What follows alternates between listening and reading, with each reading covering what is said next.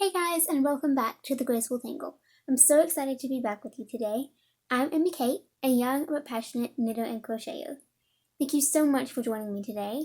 I'm going to be chatting a little bit about my recently published design, the Crochet Cactus Pincushion.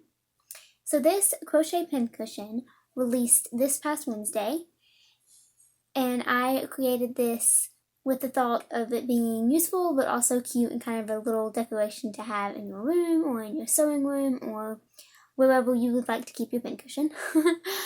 This pattern is sized for 3 different sizes: the small and the medium and the large pincushion.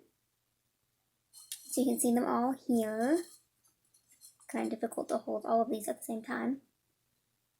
So this pincushion is made by creating a flat piece of work. So you start right here-ish, give or take, and then you work your way up. Then you join it in the round using slip stitch down the side, and then you sew up the hole at the top and sew up the hole at the bottom after you stuff it.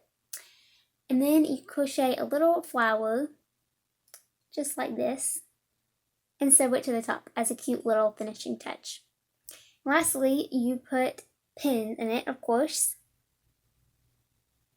that kind of form the needles. So until you put in the needles, I guess, it kind of looks like a little pickle. So if you want, you could leave it without the flower and it would be a pickle pincushion. Personally, I prefer the cactus, but a pickle is also quite a fun idea. So another way that you could utilize this pattern if you don't sew, or if you don't need a pincushion, or if you already have a pincushion, or whatever the case may be, is take some scrubby yarn, such as this, in green, of course, unless you would like a blue cactus, whatever you'd like.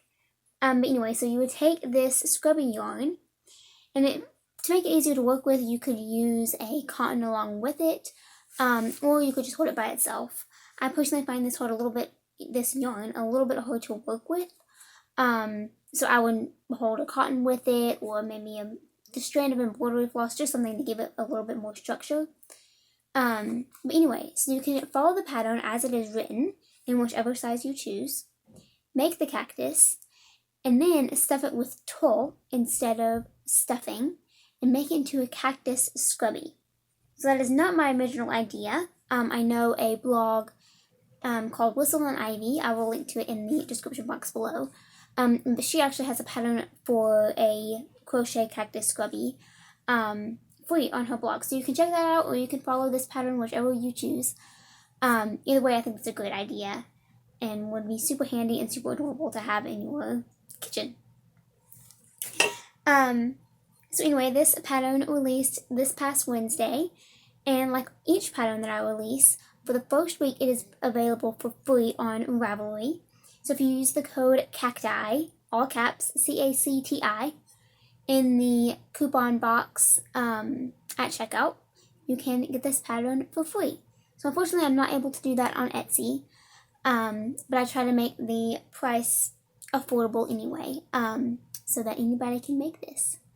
So I hope you go check it out and give it a little bit of love. Even if you don't crochet or don't choose to make this pattern, even just a little heart or a like or a favorite helps so much. So thank you so much for watching, and I hope that you enjoy your cactus pincushion.